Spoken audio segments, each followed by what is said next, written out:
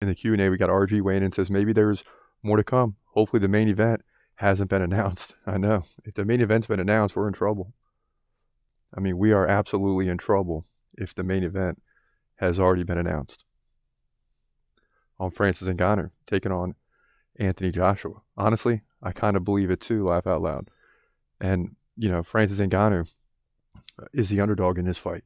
That's the big story. It's wild to think, but at the same time, you know, he hasn't beaten anybody. So, unfortunately, I didn't see it that way, but he's 0-1. And he still has something to prove. So, of course, he's the underdog going into this fight. At Ojeda MMA says AJ about to pull out. Anthony Joshua, we'll see. The people who think Ngannou didn't beat Fury are just upset. Laugh out loud. At Carl, I believe him. It's open season on AJ.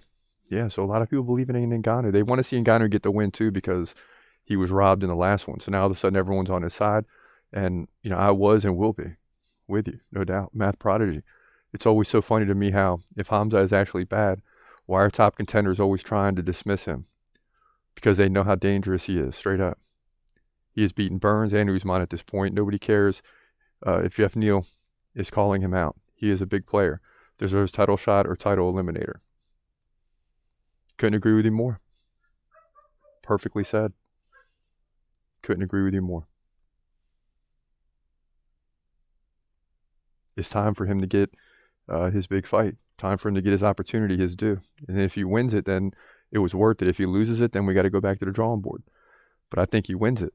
And, you know, that's what everybody wants to see if it's going to happen. At Ricky Lowe, it looks like if Dricus somehow pulls off 3 victories in his next 3 fights, based on his resume, he may already go down as one of the best middleweights, is what they're saying. I mean, yeah, if he goes on to win the next 3, because the next 3 will be Strickland, maybe Adesanya now, and then probably Khamzat. If you win those 3, forget about it. If Khamzat's not in the mix, then I don't care. Everybody's not the legitimate champion until Khamzat gets a title fight. Evloa 17-0, not 17-8, yes. And I appreciate that correction. Can't believe I said that, you know.